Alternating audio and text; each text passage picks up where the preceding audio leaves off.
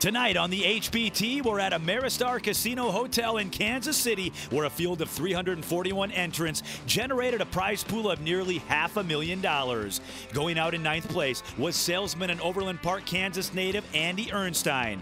Short stacked in mid position, Andy open-raised all in with ace-queen. Things were looking good until Ryan Gregor in the big blind woke up with pocket kings and made the call. The flop came out jack, queen, king. Ryan flops a set, Andy flopped middle pair, but he's not done yet. The turn card was the four of spades, the river was the seven of diamonds, and Andy was sent packing, but not for nothing. He walks away with just under $12,000. Our eighth place finisher, making his fourth appearance at an HPT final table this year, was none other than Ryan Gregor. Flopping both straight and flush draws, Ryan got all his chips in the middle against Keith Murrell's set of eights.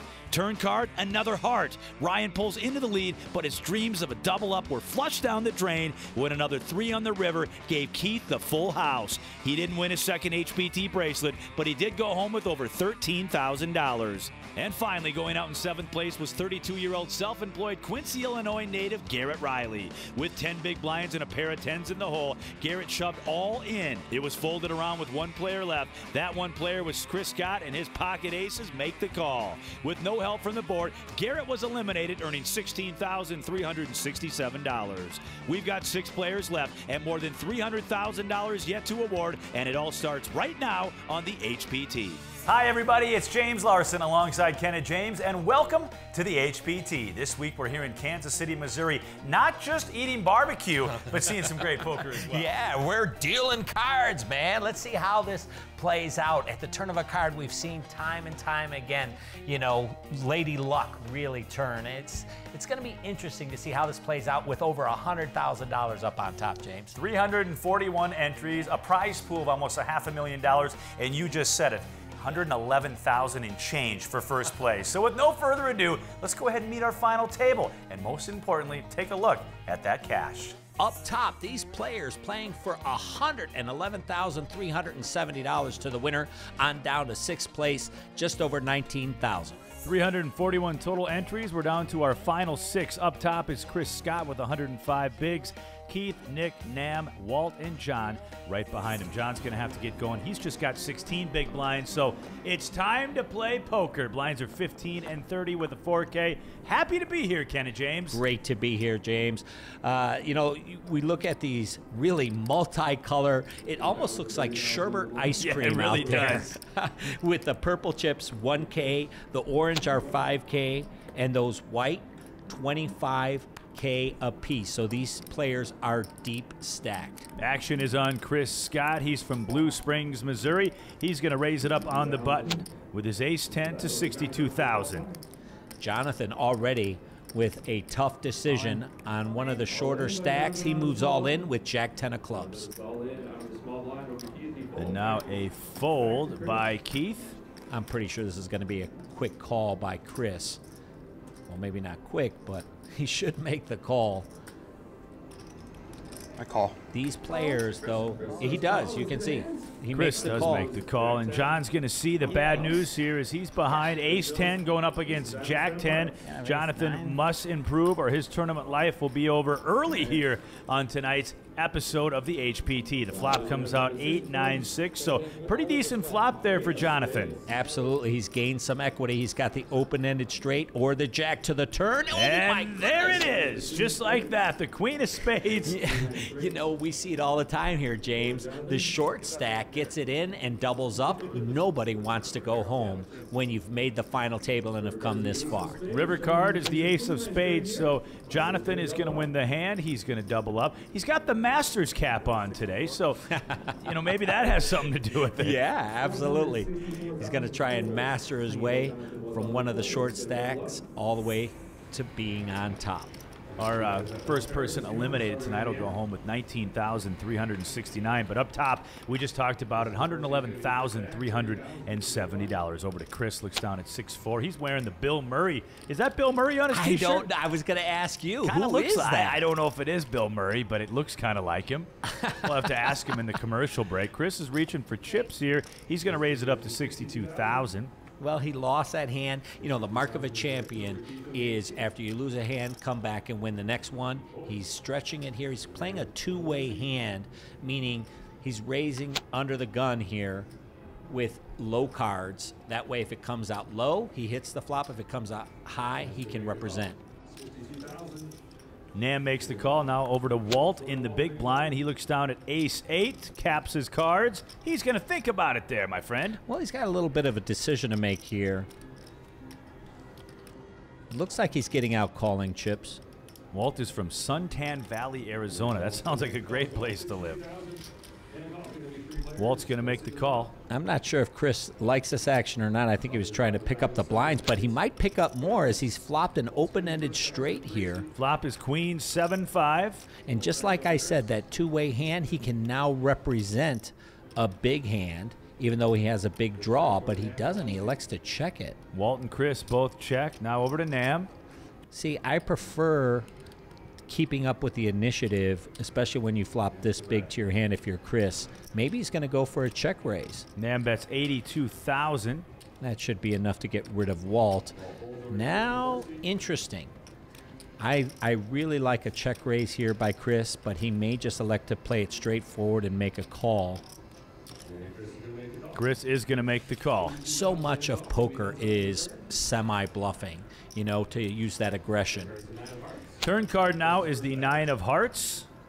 You're semi-bluffing. You're trying to win the hand without necessarily making your hand. Playing it straightforward, you're pretty much relegated to making your hand before, you know, you start betting. But now Nam, instead of checking, is going to make a bet here of 145,000. Right, with the semi-bluff. So instead of checking it and trying to make his hand, he's actually taking initiative to try and win the hand without necessarily making it. Chris makes the call. Both players on an open-ended straight draw. We go to the river card, and it's the deuce of hearts. See, now, had Chris semi-bluffed or taken the initiative in this hand, he could continue to represent and win this hand. Now he's left with 6 high. And it looks like the cards really aren't dictating who the winner is. It's how the cards are played in this particular hand. Great point. Because Nam, now he's got jack high. He thinks he's bluffing, even though he's got the best hand. And his aggressiveness is going to win him this pot. A bet of 370,000 will be good enough for Nam to take down that pot. And when we come back, the HPT action will continue. Don't go too far. Welcome back to the HPT. It's James Larson alongside Kenneth James as we broadcast from the Ameristar Casino Hotel right here in Kansas City. Great to be back in Kansas City.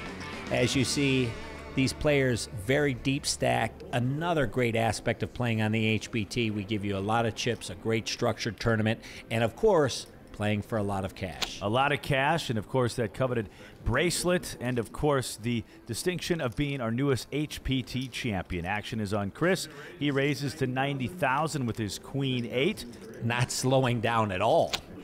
Keith, probably our best dressed player at the final table, and he just picked up pocket aces. You gotta love the French cuffs. But even better, you gotta love pocket aces on the final table. And he's got the shades going. He's got the watch. He's going to re-raise to 200,000. Just a little more than a min raise here, which is perfect. It induces his opponent to come into the pot. He's got a lock hold on this pot at this point here. Chris does make the call, so we're heads up to the flop. Aces going up against queen 8. And the flop is queen 5 deuce. So Chris pairs his queen, but Keith's still in the lead. It's going to be big trouble for Chris because he's already lost a couple of pots, and now he's flopped top pair. The wheels could come off the bus really quick here. And Keith bets 270,000. This is always such a tough situation, Kenna, when you flop top pair and your opponent is betting. You know, when do you lay this down? Well, when you're the pre-flop caller, you should do just as Chris does and just continue to call at this point. Turn card now is the queen of clubs.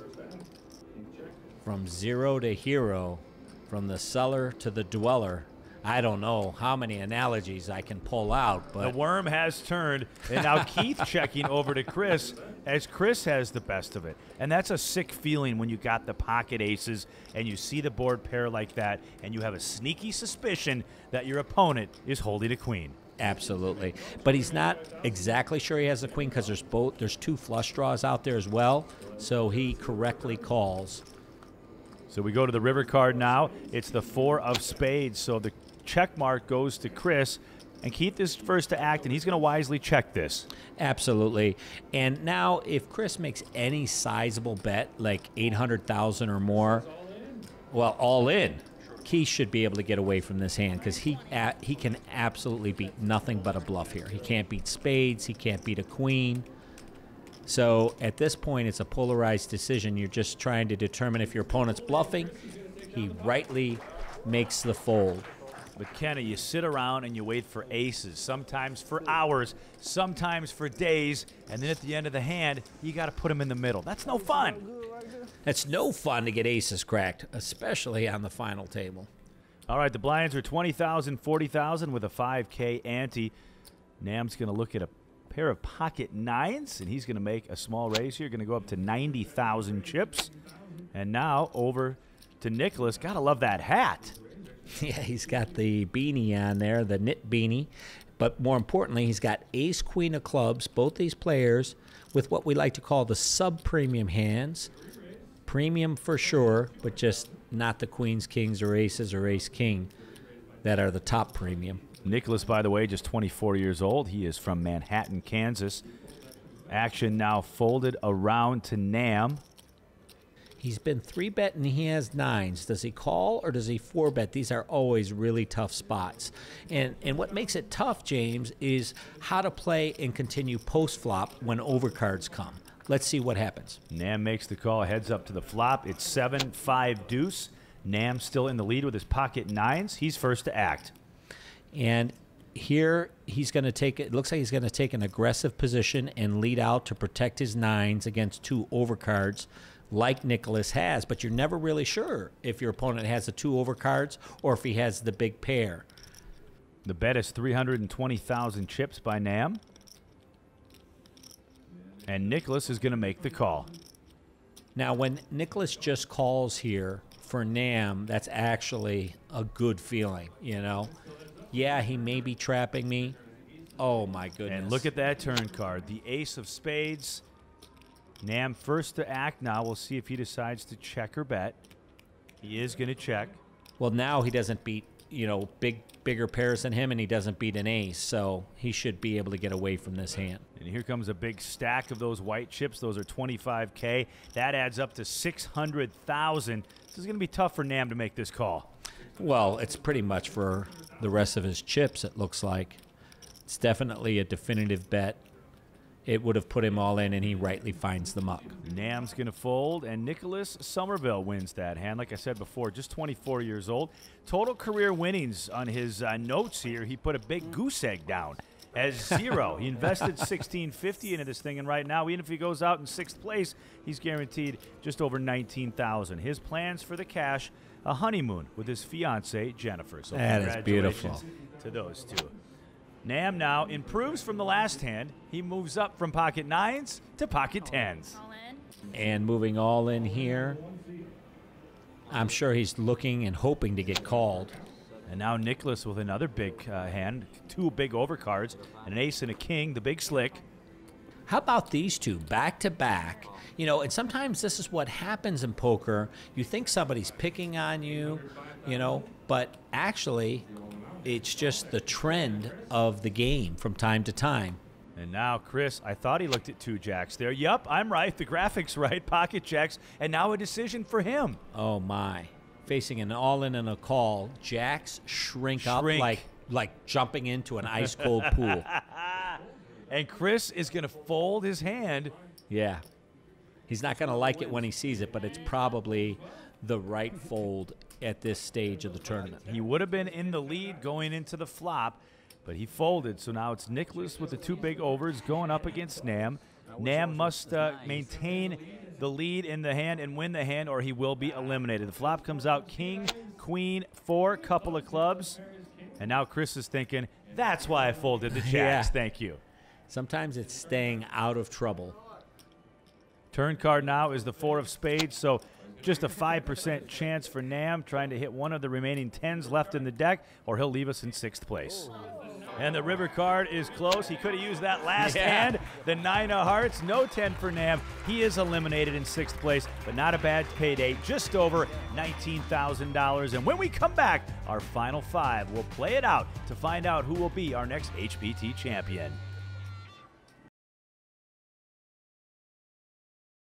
Well, we've had a lot of great barbecue this week, visited with plenty of friends, and the poker has been red hot. Welcome back to the HPT. It's James Larson alongside Ken and James as we broadcast from the Ameristar Casino Hotel, Kansas City. Yeah, I could tell you Nam probably felt like he was at a barbecue getting those 2 premium hands, 9s and 10s, and suddenly finds himself out in 6th. But back to the action. We're down to 5. Nicholas raising it up to 110,000. Just a little bit more, 2.1x the big blind. And now over to Chris Scott. We saw him wisely fold his jacks pre-flop before the commercial break, going up against an all-in and a call. And now he just flats with ace-10. He could have 3-bet here, but he elects to just call, which brings Jonathan to the pot with jack-8 of hearts. Flop is 8-7 deuce. They're all clubs. Interesting flop, because Jonathan, everybody's got a little bit of something. Jonathan's got top pair. Nicholas with the second nut flush. Chris, he's got a flush draw, even though it's only 10 high.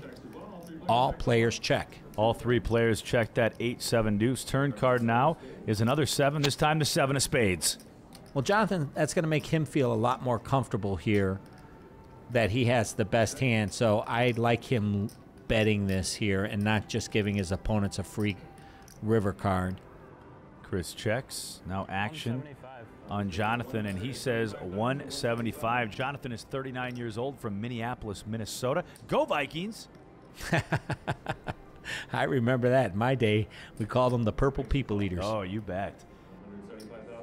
Nicholas is going to make the call. Chris gets out of the way, so now we're heads up to the river, a pot of over 700,000 chips. A lot of cards for Jonathan to dodge on this river. Another 7, this time the 7 of diamonds. So Jonathan with the check mark, full boat, 7s full of 8s.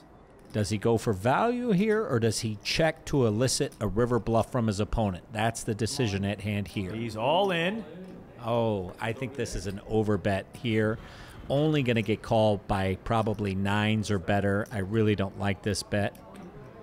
A little showdown value here, though, with King Queen, but not all in. No, of course not.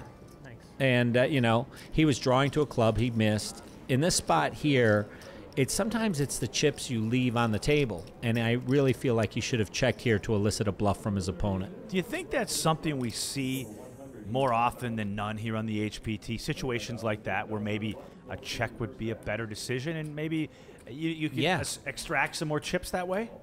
Excellent point. Absolutely. Because, you know, you got to maximize your wins and minimize your losses. And sometimes at the final table, the pressure gets to you, or, you know, the emotion gets to you, and you get so excited that you have a good hand and you tend to overbet it. And I always like to say it's much easier for us up here in the air-conditioned broadcast booth with all the monitors, the hot coffee, and most importantly, the hole cards. Absolutely. So we have to be fair to our players, but call it as we see it. Back to the action. Nicholas and Keith go into the flop, and it comes out ace-8 deuce. Well, interesting thing here is Keith raised this pot, and Nicholas just called. So, you know, Keith going to continue to represent the ace, but Nicholas actually has it. So this is one of those situations in poker where you're representing your opponent's hand. Ooh, it's a really horrible feeling, and it's one, you know, I hate to have. Bet is 95,000 and a call. Turn card now is the deuce of diamonds.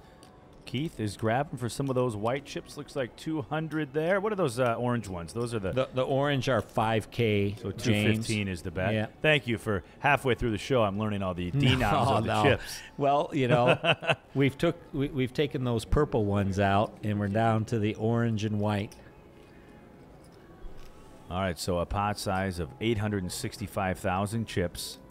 River card is another 8, this time the 8 of clubs. So now Keith, really now, he can either triple barrel bluff, but he decides wisely to give it up, and Nicholas is going to win this pot. Good hand. You know, it's hard to know when to fire that second or third barrel. It really is opponent dependent in a lot of spots, and I think Nicholas played this hand well and managed the pot size and dragged home a nice pot. Talked about Nicholas's age before, of just 24 years old. What would that mean to a 24-year-old to go to the bank or just take the cash, $111,370? Your life would be changed forever. Well, it means he can buy a lot more video games. That's true. You're right about that. He said he's 24, so. You're right. Yeah, exactly. All right. So now Chris is going to raise to $110,000 over to Jonathan. And that looks like the standard opening raise, 2.1 times the big blind. Okay, now Jonathan is going to 3-bet shove with his ace-king. Keith gets out of the way. This is going to be a... Look at this. Before we get back to Chris, let's not forget about Walt, who just quietly wakes up with pocket kings. Now Walt with a 4-bet shove. Made my decision easy. And you hear Chris say, that makes my decision very easy. So now Jonathan at risk for his tournament life, going up against the pocket kings of Walt. But Jonathan is holding an ace in his hand. The flop comes out Jack 8-7, couple of hearts. Jonathan badly needing an ace. He's only got an 11% chance to survive. Otherwise, he will be out in 5th place. Turn card now is the 4 of clubs. So you see Jonathan putting his head there down on the table, and he's not very happy. 1 card to go. He's looking for an ace, and the river card is the queen of spades. So that is going to do it for Jonathan. He shakes the hands of his fellow table mates. Well, they're not table mates anymore. He's going home with $24,695. And when we come back, it's our final 4 right here on the HPT. Welcome back to the HPT. I'm James Larson alongside my good pal, Mr. Kenneth James, as we broadcast from the Ameristar Casino Hotel, Kansas City. And with that elimination before the commercial break, that brings us down to our final 4. Absolutely. And you can see the pay jump now, 15,000 between 4th and 3rd. So the pressure is going to continue to mount as we get closer to crowning our newest HBT champion. As a professional poker player, do you like that poker is so top-heavy? I do. You know, back in the dinosaur days, right, in the 70s and 80s, they played for everything. Sure, right. First place took everything. World Series main event, there was one winner. That's right. But, you know, nowadays, obviously, the field's so much bigger. We've got to spread it out and thin it out. But I love the fact that the champion takes home the meat of the prize pool. All right, Nicholas is the raiser in this hand. So far, he's got the best of it. We go to the flop. It's 6-5 tray, couple of hearts. So when we have a situation like this where not a lot of players have much of anything, the pot usually goes to the aggressor. But nobody taking any aggression. And this lets Walt in this hand now, who now can really take a stab at this pot. Anybody who wants to take a stab at this pot could drag this pot home. And sure enough, it looks like Chris, he has been the most aggressive at this final table. 145. And once again, he's stepping out there. 145. Wow, look at this. Nicholas sniffing this out and is going to make the value call with just ace high. Now over to Walt, who's got a gutter ball straight draw here. And he's going to wisely fold his hand. So heads up now to the river card.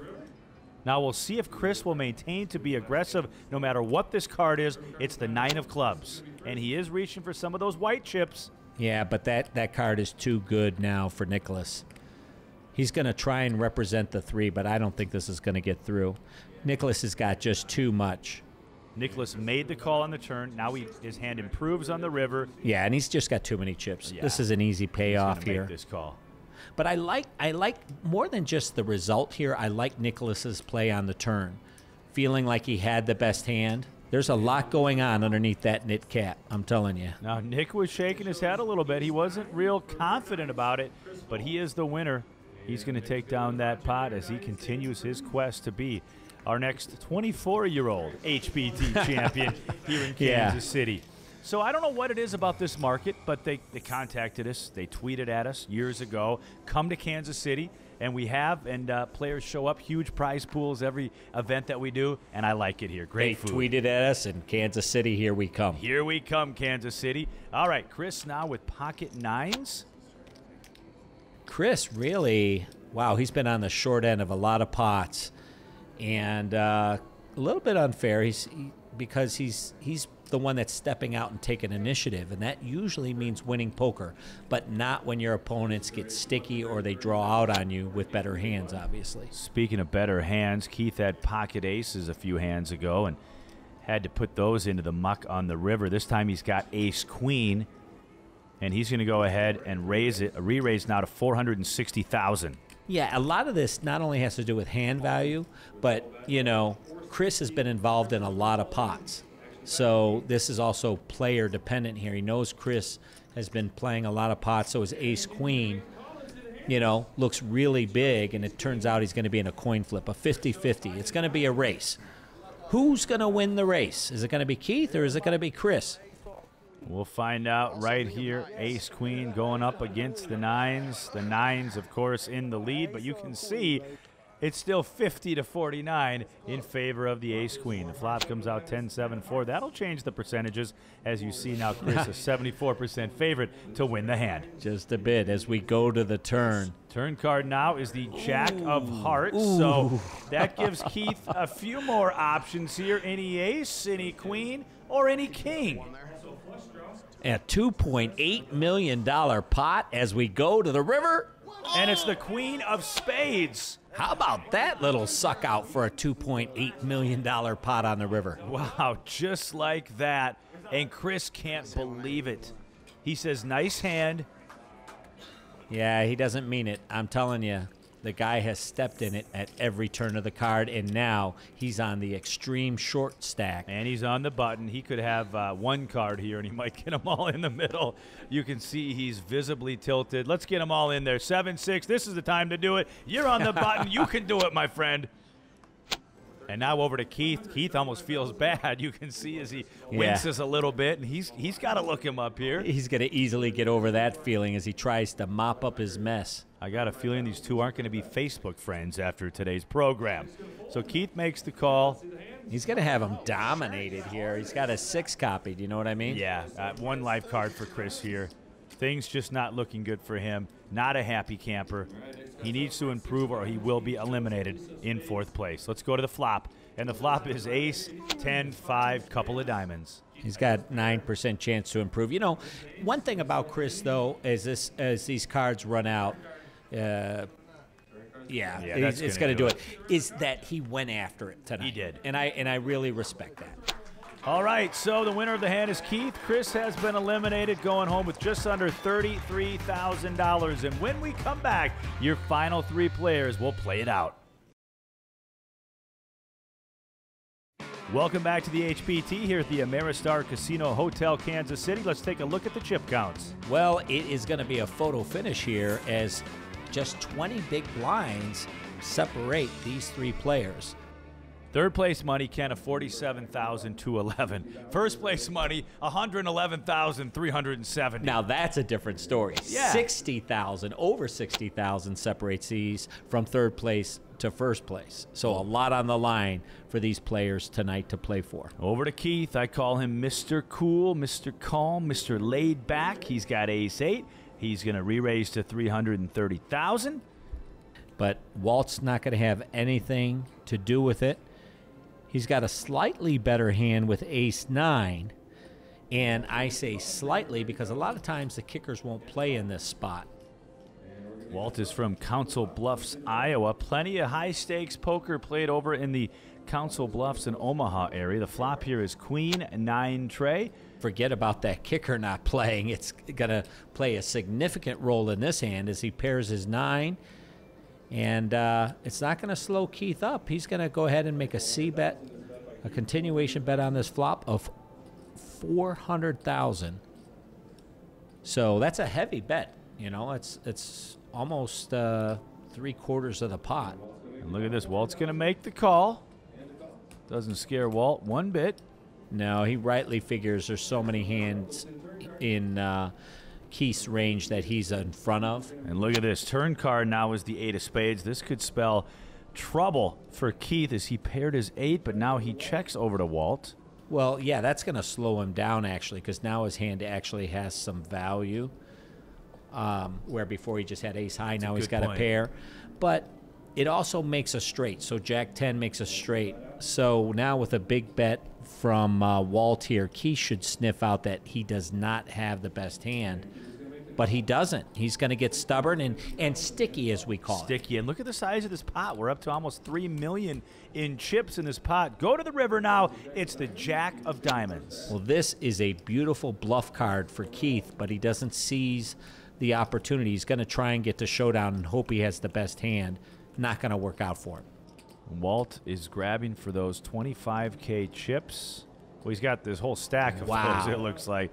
And Keith is going to quickly fold his hands. So a huge pot there for Walt. 3.6 million in chips that he's dragging back to his side. Yeah, he already had the best hand, but in his mind, I'm not sure what that bet was. It was obviously a bluff, right? In his mind, he's trying to get a better hand to lay down, not knowing that he had the best hand. Action continues. Blinds are 30,000, 60,000 with a 10K ante. James and Kenna with you here at the Ameristar Casino Hotel, Kansas City. I want to thank our entire production crew here on the HPT, giving us the sights and sounds. These guys are the best in the business, and I want to thank each and every one of them. Thanks, James. Yeah, these guys are great. It's great to work with this team here at the HPT. Flop is 10-7 Trey, couple of diamonds. Both players have a diamond in their hand. Walt with the best of it with the queen of diamonds. Turn card now is the 8 of clubs. Interesting card for both players, as both Keith and Walt both have open-ended straight and flush draws here. So Walt bets 80,000, and Keith, he's not going anywhere. It looks like he's going to raise. That's exactly what he's doing. Keith is going to go up to 205,000 now. Interesting. You know, I like this play. Again, it's a semi-bluff. Keith, even though he's taken a couple of hits, doesn't slow down. He keeps throwing the jabs, but Walt's not going anywhere. We go to that river card now, and it's another 8, this time the 8 of spades. Now Keith's setup, semi-bluff on the turn, should allow him to win this pot. This is a very important strategic concept, that when your semi-bluff doesn't work and you continue, that you continue and fire the second bullet. Look at this now, though. Interesting. Walt is getting out some chips. So 375. Look at this. And now look at this.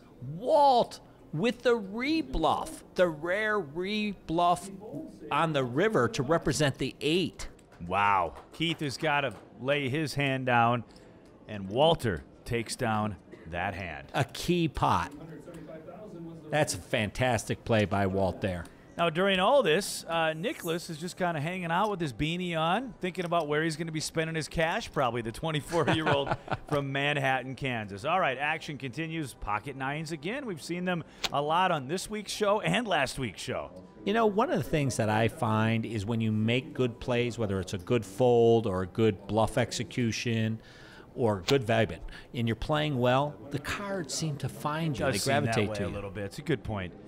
Okay, so Walt raises to 140, and now Keith has got another good hand here. The ace-jack of hearts, and he's going to re-raise. It's a 3-bet now to 530,000. Look at this. Now Nicholas has got a real hand. I don't think he can stay out of this. He's going to re-raise all in.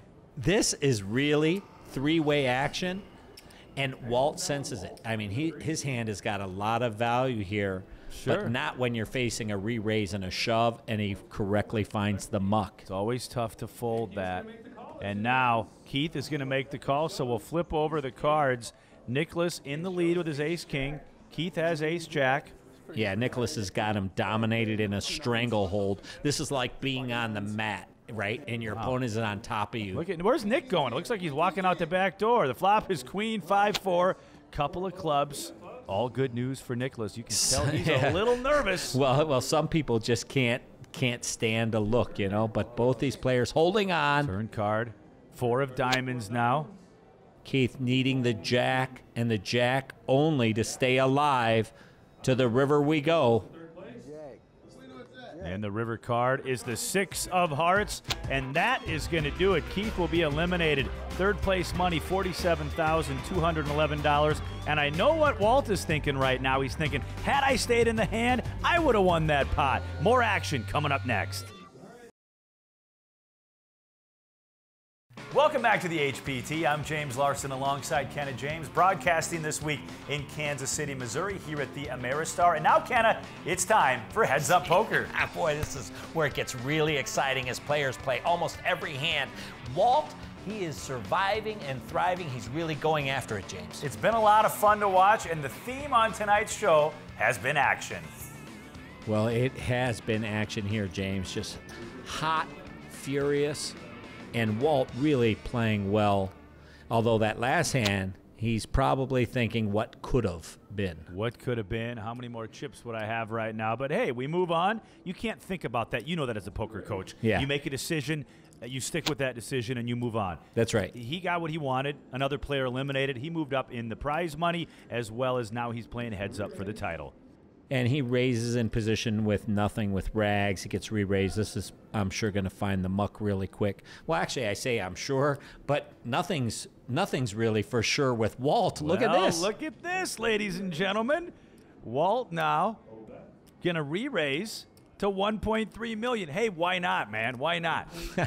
He's not playing the cards. He's playing his opponent. And now an all-in, and this is a tough spot. Walt kind of got caught with his hand in the cookie jar, trying to be super aggressive here in the first hand of heads up, and there's no way he can make that call. No cookies for Walt. No cookies for Walt. So advantage here, heads up, goes to Nicholas, the young gun, hoping to take his fiancee Jennifer on a wonderful honeymoon. But hey, even if he finished in second place, it's $70,502. No matter where he is right now, after a $1,650 buy-in, it's somewhat of a free roll. But everybody wants to be our next champion. Absolutely. Talk about honeymoons. How about get him on our next HPT cruise? We had so much fun this last year. You had so much fun the year before. All the information's on the webpage at hptpoker.com. One of the best vacations I've ever taken in my life.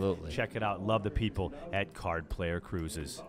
And the button's so important in heads-up play, and that's why you're going to see these opponents opening up with raises with hands like this, 9-5 suited. Flop is queen, 6-4. So much of poker is about the flop. Walt flops, middle pair here, which is really strong when you're in heads-up. So I expect this to go check, bet, call. Nicholas bets 150, and Walt does make the call. Now we go to the turn card. It is the 4 of clubs. And the way the line that Walt has taken, this should go check, check. Yep. We go to that river card now, and it's the 5 of clubs. Oh, my. That gives Nicholas the check mark. No, it doesn't. No, it gives Walt you know the what? Check mark. I just realized a pair of 6s beats a pair of 5s. I'm glad after 2 years on this television program that you figured that out. Walt bets $325,000 because he does have the best of it. The beanie comes off. Nicholas thinking about this as he paired his 5 there on the end, and he's going to pay him off. He might make this call. Yeah, well, he can't really blame him for now. it. Right, he exactly. beats diamonds, so there's enough hands for him to make a value call here. So Walt is 43 years old. He's self-employed. I told you he was born in Council Bluffs, Iowa. Now he lives in Suntan Valley, Arizona. I want to check that place out. Suntan Valley, Arizona. That's really a city, That's Suntan? what it says here on his player profile. Well, it must be true then, as it looks like Nicholas is going to make the call with Queen 8. Queen 8 going up against Ace 4. The Suntanner does the raising there. The flop comes out 9-4 deuce, so a little piece of it there for Walt as he catches a 4. Yeah, he's going to sense that he has the best hand. I expect him to make a continuation bet, and he does. He grabs those 20 fistful of those 25K chips and makes it 175,000. Look at this. It looks like Nicholas is going to get sticky here, getting out some raising chips to make a check raise bluff. Wow, raised to 375,000. Well, is you know, silly as this looks like, you know, because we can see the cards, it's going to get through a lot of times when your opponent has just 2 big cards, right? But he doesn't. He's actually got a pair. So Walt is going to get sticky and continue. Turn card now is the ace of hearts, so Walt's hand improves here. Now 2 pair aces and 4s. Nicholas bets 500,000. Walt's got to just be loving this right now. Yeah, this is a bluff gone bad. Really bad for Nicholas really quickly. You know, he might be trying to leverage his image as well because he's played solid and straightforward this entire final table. And he's really turned up his aggression level, heads up, which you're supposed to do. River card now is the 6 of hearts, so nothing there for Nicholas, and he continues to grab chips. Wow, this is a car going downhill without any brakes into traffic. And look at that, an insta-call there by Walt. Nicholas doesn't have to show his hand. He puts it in the muck, and Walt drags a huge pot, $4.4 million. Can Walt keep the momentum going and be our next HPT champion? Stick around, more action coming up next. It's James Larson alongside Kenna James here on the HPT. And Kenna, 2 players remain, but unfortunately we can only have 1 champion.